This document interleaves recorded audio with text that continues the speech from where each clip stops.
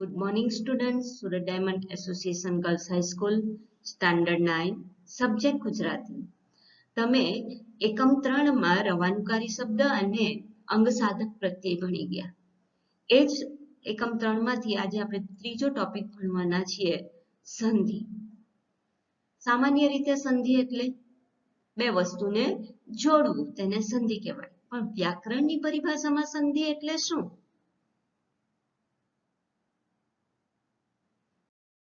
વ્યાકરણની પરિભાષામાં સંધિ એટલે બે કે તેથી વધુ શબ્દને જોડતા પહેલા શબ્દના છેલ્લા સ્વર કે વ્યંજન અને બીજા શબ્દના પહેલા સ્વર કે વ્યંજનને જોડતા ઉચ્ચારણ સંબંધી જે ફેરફાર થાય તેને સંધિ કહેવાય. આ ખાસ યાદ રાખવાનું, ઉચ્ચારણ સંબંધી જે ફેરફાર થાય છે તેને સંધિ કહે છે. તો ઉદાહરણ દ્વારા આપણે સમજીએ કે ઉચ્ચારણ સંબંધી કઈ રીતે ફેરફાર થાય. તો જો અહીંયા આગળ પહેલો શબ્દ છે મહા, બીજો શબ્દ છે ઈશ. આ બંનેને આપણે જોડવા છે. તો મહા શબ્દમાં છેલ્લો સ્વર છે આ અને ઈશ શબ્દમાં પહેલો સ્વર છે ઈ. પહેલા શબ્દનો છેલ્લો સ્વર અને બીજા શબ્દનો પહેલો સ્વર એટલે આ વત્તા ઈ થયું. તો આ બંનેને જોડીએ છે ને, આ અને ઈને, એટલે ઉચ્ચારણ કેવો સંભળાશે? ઈ એ જેવું. જો અહીંયા તમે મહા અને ઈશને સાથે ઝડપથી બોલો, મહાઈશ મહાઈશ મહેશ, તો એ સંભળાશે. આ અને ઈને પણ તમે ઝડપથી સાથે બોલો, આ ઈ, તો એ જેવો ઉચ્ચારણ સંભળાશે. આમ સંધિ એ વાંચવાનો વિષય નથી પણ બોલવાનો વિષય છે. બીજું ઉદાહરણ લઈને સમજીએ, વન વત્તા ઉત્સવ. તો વન શબ્દમાં પહેલો જે શબ્દ છે વન, એમાં છેલ્લો સ્વર છે અ. બીજા શબ્દમાં પહેલો સ્વર છે ઉ. તો અ અને ઉને જોડી દઈએ તો ઉચ્ચારણ કેવો સંભળાશે? ઓ જેવું. તમે વનોત્સવને સાથે બોલો, વનોત્સવ વનોત્સવ વનોત્સવ, તો ઓ સંભળાશે વનોત્સવ. અહીંયા અ અને ઉને પણ જો તમે સાથે ઝડપથી બોલો, અ તો ઓ જેવો ઉચ્ચાર સંભળાશે. એટલે હવે તમને ખ્યાલ આવી ગયો હશે કે સંધિ એ બોલવાનો વિષય છે. અહીંયા આપણે સ્વર જોયા, બંને સ્વર છે, આ સ્વર છે, ઈ સ્વર છે, અહીંયા અ સ્વર છે, ઉ સ્વર છે.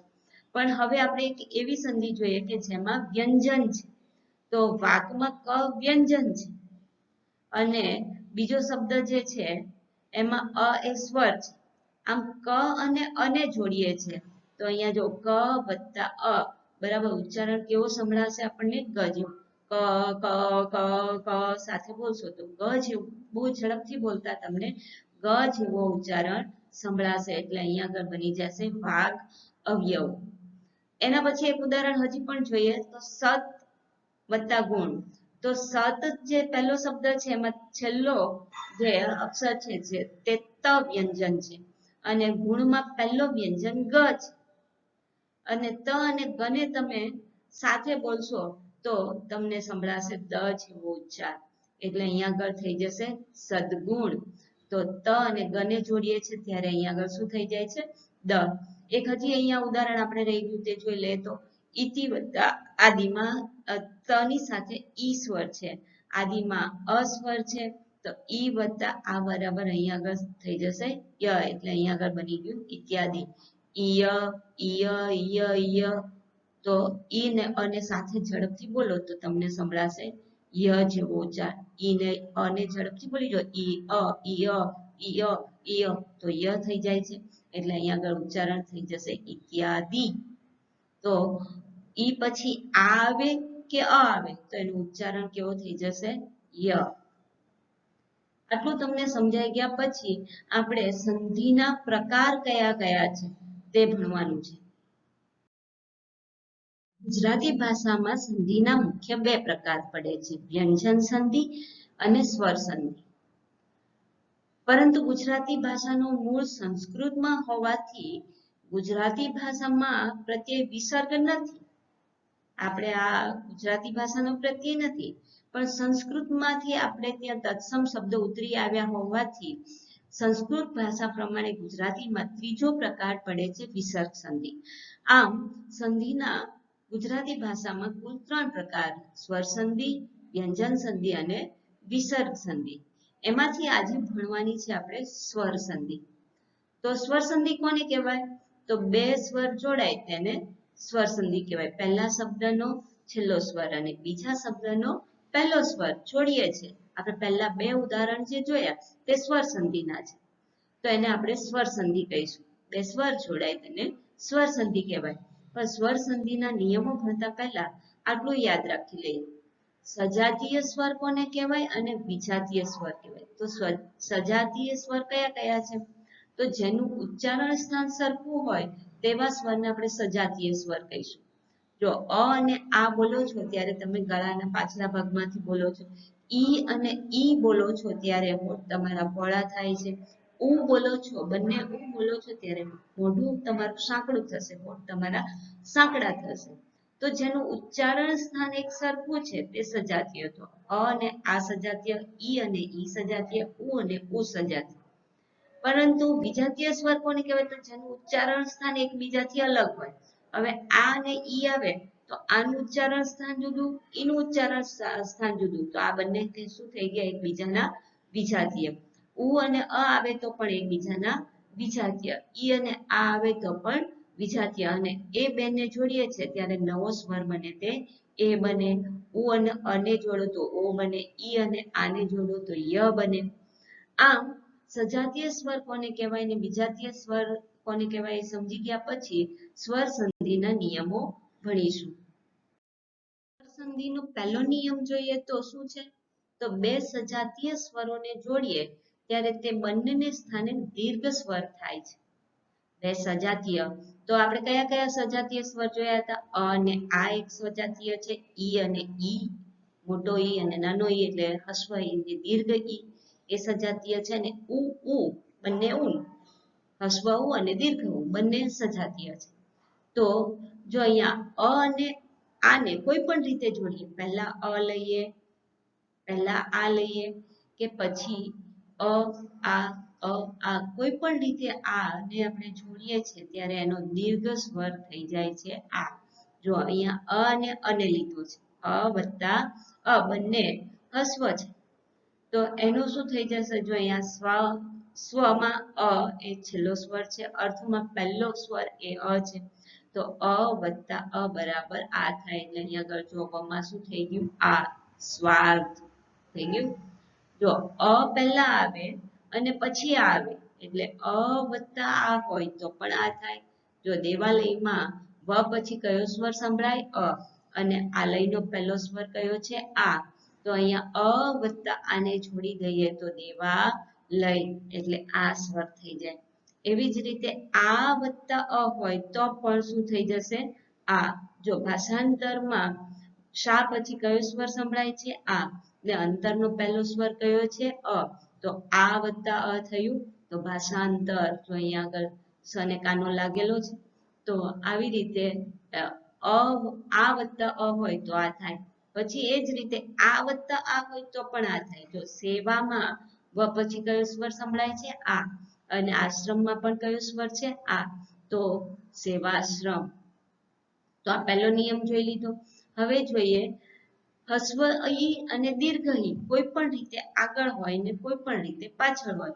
બંને હસ્વ ઈ હોય, બંને એક એટલે પહેલો હસ્વ ઈ હોય ને બીજો દીર્ઘ ઈ હોય, પહેલો દીર્ઘ ઈ હોય ને પછી હસ્વ ઈ હોય, બંને દીર્ઘ ઈ હોય તો એનો દીર્ઘ ઉચ્ચાર એટલે દીર્ઘ ઈ થાય છે. મોટો ઈ તમને સંભળાય.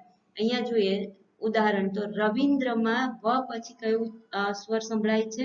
તો હસ્વ ઈ. અને ઇન્દ્રમાં પણ કયો છે? હસ્વ ઈ. એટલે અહીંયા આગળ દીર્ઘ ઈ રવિન્દ્ર થઈ ગયો. તો રવિન્દ્રની જોડણી આ રીતે લખાય.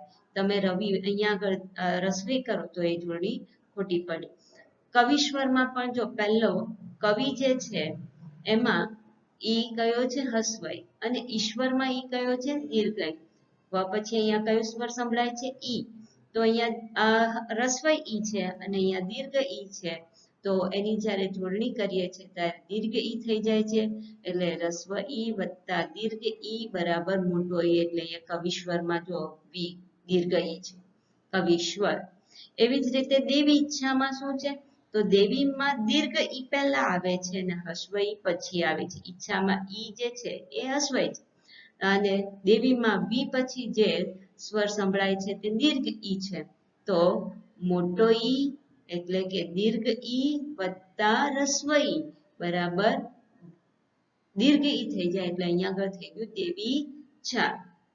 દીર્ઘ ઈ વત્તા દીર્ઘ ઈ હોય તો પણ દીર્ઘ ઈ થઈ જાય. જો રજનીશમાં જે ઈ છે ને પછી જે સ્વર સંભળાય છે તે દીર્ઘ ઈ નો છે ને ઈશમાં પણ જો પહેલો સ્વર જે ઈ છે તે દીર્ઘ છે એટલે એની જોડણી થશે રજનીશ. એ જ રીતે ઉના નિયમ જોઈએ તો રસ્વ ઉ વત્તા રસ્વ ઉ એટલે દીર્ઘ ઉ, રસ્વ ઉ વત્તા દીર્ઘ ઉ એટલે પણ દીર્ઘ ઉ, દીર્ઘ ઉ વત્તા રસ્વ ઉ એટલે દીર્ઘ ઉ. બંને દીર્ઘ ઉ હોય તો પણ બંનેને જોડતા દીર્ઘ ઉ બનશે. ઉદાહરણ જોઈએ તો જો અહીંયા સુ વત્તા ઉક્તિમાં સુ જે છે એ રસ્વ ઉ છે, ઉક્તિનો ઉ પણ રસ્વ ઉ છે, પણ જ્યારે સુક્તિની જોડણી કરીએ છીએ ત્યારે દીર્ઘ ઉ થઈ જાય છે. અહીંયા જો દીર્ઘ ઉ નો ચિહ્ન આપણે કર્યું છે સુક્તિ. એવી જ રીતે જો સિંધુ ઉર્મિમાં જો અહીંયા આગળ શું છે, અહીંયા આગળ ધ પછી જે સ્વર સંભળાય છે ઉ એ રસ્વ ઉ છે, ઉર્મિનો દીર્ઘ ઉ છે, ઉર્મિનો પહેલો શબ્દ સ્વર જે છે તે દીર્ઘ ઉ છે. બંનેને છોડીએ છે ત્યારે અહીંયા બની જાય સિંધુ ઉર્મિ. જો આપણે દીર્ઘ ઉની નિશાની અહીંયા ધ સાથે કરેલી છે એટલે સિંધુ ઉર્મિ થઈ ગયું. એવી જ રીતે અહીંયા જો વધુમાં દુ જે છે એમાં દીર્ઘ ઉ છે અને ઉલ્લાસમાં રસ્વ ઉ છે, પણ જ્યારે એની જોડણી કરીએ છીએ સંધિ કરીએ છીએ ત્યારે શું થશે વધુલ્લાસ દીર્ઘ ઉ. એવી જ રીતે અહીંયા આગળ દીર્ઘ ઉ વત્તા દીર્ઘ ઉ છે, ભૂ વત્તા ઉર્જિત બરાબર. તો જો ભૂમાં એ ભ પછી જે ઉચ્ચાર સંભળાય છે તે દીર્ઘ ઉ નો છે અને ઉર્જિત શબ્દનો પહેલો સ્વર જે છે તે દીર્ઘ ઉ છે અને બંનેને જોડીએ છીએ ત્યારે ઉર્જિત દીર્ઘ ઉ વાળી જોડણી બને છે. તો આપણે જોઈ સજાતીય સંધિ અને હવે જોઈશું આપણે સ્વર સંધિનો બીજો નિયમ જોઈએ તો અ કે આ પછી ઈ દીર્ઘ ઈ કે હસ્વ ઈ આવે તો તેને સ્થાને એ થઈ જાય છે. જો અ કે આ આગળ આવે, નાનો ઈ કે મોટો ઈ પાછળ આવે એટલે હસ્વ ઈ કે દીર્ઘ ઈ પાછળ આવે તો એનું શું થઈ જાય ઓ થઈ જાય.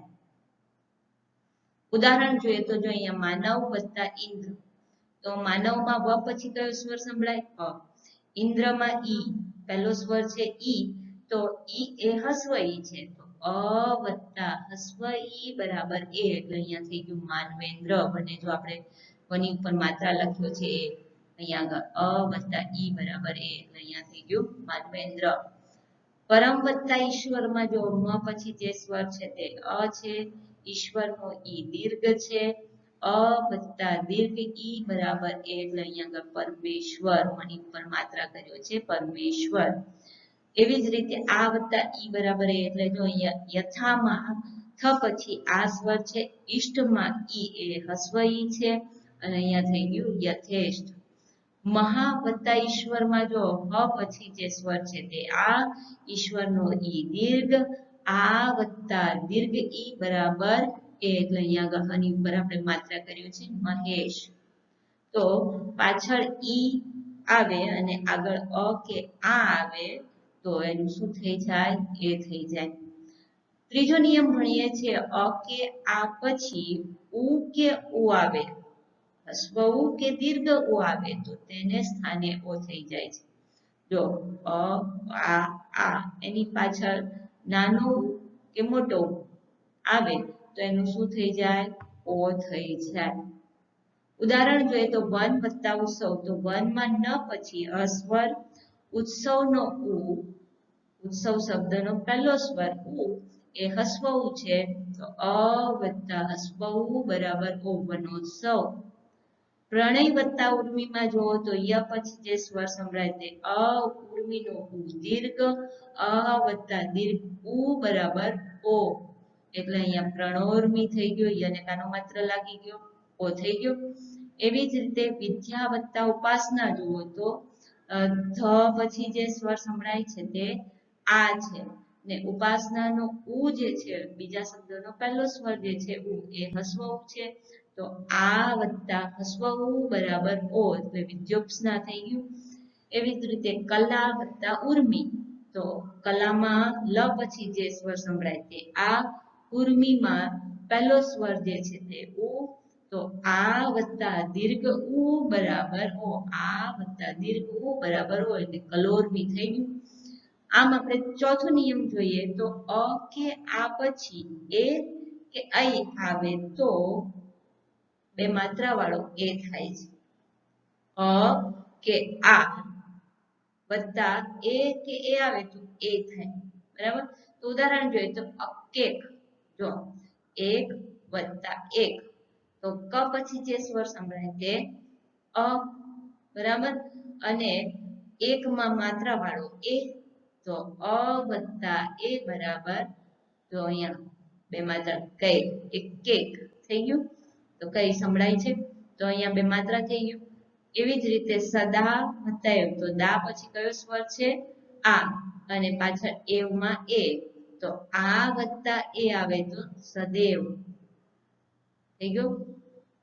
બે માત્રા દને આપણે માથે બે માત્રા કર્યા છે, તો અ કે આ પછી એ કે ઐ આવે તો ઐ થાય છે. એના પછી આપણે પાંચમો નિયમ ભણવાનો છે. સંધિનો પાંચમો નિયમ જોઈએ તો અ કે આ પછી ઓ કે ઔ આવે તો તેને સ્થાને ઔ થાય છે. ઉદાહરણ જોઈએ તો ગુણ વત્તા ઔષધ, બરાબર. તો જો અહીંયા ગુણ અણ પછી અસ્વર, ઔષધન્ય પહેલો સ્વર ઓ, તો ગુણોદ્ધવ થઈ ગયું, અને કાનો બે માત્ર લાગી ગઈ, ગુણોદ્ધવ. બીજું ઉદાહરણ જોઈએ તો મહા વત્તા ઓજસ્વી, જો અહીંયા મહામાં હ પછી જે સ્વર સંભળાય તે આ, ઓજસ્વી શબ્દનો પહેલો સ્વર ઓ, તો આ વત્તા ઓ મહોજસ્વી, જો અને કાનો બે માત્રા થઈ ગયું. તો નિયમ એવો છે અ કે આ પછી ઓ કે ઔ આવે તો એની સ્થાને શું થઈ જાય, ઔ. છઠ્ઠો નિયમ જોઈએ તો અ કે આ પછી રૂ આવે તો તેને સ્થાને અર થઈ જાય છે, બરાબર. તો અહીંયા જોઈએ તો બ્રહ્મ વત્તા ઋષિ, જો પહેલામાં અસ્વર અને બીજામાં ઋ સ્વર, એટલે બીજા શબ્દનો પહેલો સ્વર ઋષિ મુનિનો રૂ હોય ત્યારે એને આપણે રકાર તરીકે લખીએ છીએ. જો બ્રહ્મ વત્તા ઋષિ, બ્રહ્મ ઋષિ. મહા વત્તા ઋષિ, જો અહીંયા હની પછી આ સ્વર, પાછળ એની પાછળના શબ્દમાં પહેલો સ્વર રૂ, એટલે આ વત્તા રૂ બરાબર ર, એટલે મહર્ષિ થઈ ગયું. અહીંયા હ પછી અ સ્વર તો સંભળાય, અને એનો આ રકાર છે અહીંયા ગ લખાય એટલે મહર્ષિ થઈ ગયું, બરાબર. સાતમો નિયમ છે રૂ પછી વિજાતીય સ્વર આવે તો રૂનો ર થાય છે. એટલે જો અહીંયા આગળ બીજા શબ્દમાં ઋષિ મુનિનો રૂ આવે તો એનો રકાર થઈ જાય, અર સંભળાય તમને ઉચ્ચાર, એનો રકાર થઈ જાય. પણ પહેલા શબ્દનો છેલ્લો સ્વર રૂ આવે અને એના પછીના શબ્દમાં, એટલે બીજા શબ્દમાં એનો કોઈ પણ વિજાતીય સ્વર આવે તો એનું શું થઈ જાય, ર થઈ જાય. જો અહીંયા તો આની સાથે ર જોડાઈ ગયો, એટલે અહીંયા જો માતૃ વત્તા ઈચ્છા, તો અહીંયા ઋષિ મુનિનો રૂ, ઈચ્છાનો ઈ, તો રૂ વત્તા ઈ જોડાય તો માતૃચ્છા. પિતૃપદેશ, પિતૃપદેશ થઈ ગયો, પિતૃપદેશ, તો અહીંયા આગળ ત ની સાથે ર જોડાઈ ગયો એટલે ત્ર થઈ ગયું. એ તમે ધ્વનિ શીખ્યા ત્યારે આ જોડણી શીખ્યા છો. આઠમું જોઈએ તો ઈ, એટલે કે હસ્વ ઈ કે દીર્ઘ ઈ પછી કોઈ પણ વિજાતીય સ્વર આવે તો ઈ કે ઈ નો ય થઈ જાય છે, બરાબર. તો અહીંયા જો પ્રતિ વત્તા એક, તો પ્રતિમાં ત પછી જે સ્વર સંભળાય તે ઈ, હસ્વ ઈ. એક શબ્દમાં એ પહેલો સ્વર, એટલે અહીંયા ઈ વત્તા એ બરાબર ય થઈ જાય, એટલે પ્રત્યેક. જો અહીંયા ય થઈ ગયો પ્રત્યેક. અહીંયા જો ઇતિ વત્તા આદિ, તો ઇતિમાં ત પછી જે સ્વર સંભળાય તે ઈ, આદિનો આ, ઇત્યાદિ થઈ ગયું. તો ઈ કે ઈ પછી કોઈ પણ વિજાતીય સ્વર આવે તો એનું શું થઈ જાય, ય થઈ જાય. ઉ કે ઉ પછી વિજાતીય સ્વર આવે તો એનો વ થઈ જાય. ઉ કે ઉ પછી વિજાતીય સ્વર આવે તો ઉ કે નો વ થઈ જાય છે. જો સુ વત્તા અચ, જો સુમાં સ પછી જે સ્વર સંભળાય તે ઉ, હસ્વ ઉ, અચ્છમાં અ, અચ્છમાં પહેલો સ્વર અ, તો ઉ વત્તા અ બરાબર વ થઈ જાય. એટલે અહીંયા શું થઈ ગયું? સ્વચ્છ. સુ વત્તા આગત જોઈએ તો સુમાં પહેલો સ્વર ઉ અને સ ની સાથે કયો સ્વર છે? ઉ, અને આગતમાં પહેલો સ્વર આ, એટલે શું થઈ ગયું? સ્વાગત. 10મો નિયમ જોઈએ તો સ્વર સંધિનો 10મો નિયમ છે એ, ઐ, ઓ કે ઔ પછી વિજાતીય સ્વર આવે તો નીચે મુજબનો ફેરફાર થાય. જો અહીંયા પહેલો નિયમ જોઈએ કે એ પછી અ આવે તો અય થઈ જાય. જો ને વત્તા અન, જો ન ની પછી એ સ્વર, અને નો પહેલો સ્વર અ, એટલે એ વત્તા અ થયું, એટલે અહીંયા થઈ ગયું નયન. બીજો નિયમ છે ઔ વત્તા અ આવે તો આય થઈ જાય, અને કાનો આ ને ય થઈ જાય. જો ગો વત્તા અ, તો ગ પછી અહીંયા ઓ અને અહીંયા અ, તો ઓ વત્તા અ બરાબર ગાયક. અને કાનો ગા અને ય, ગાયક થઈ ગયું. ઓ પછી અ આવે તો ઔ થઈ જાય, અને અહીંયા કાનો માત્ર ઓ વત્તા અન, એટલે અહીંયા ઓ સ્વર અને અહીંયા અ, એટલે અહીંયા થઈ ગયું પવન. પછી ઔ વત્તા અ હોય અને કાનો બે માત્ર ઔ વત્તા અ હોય તો આવ થઈ જાય. જો પો વત્તા અક, પાવક. તો અહીંયા આગળ પો વત્તા અક એટલે શું થઈ ગયું? પાવક. અહીંયા તમારા સ્વર સંધિના નિયમો પૂરા થયા. અસ્તુ. જય હિન્દ.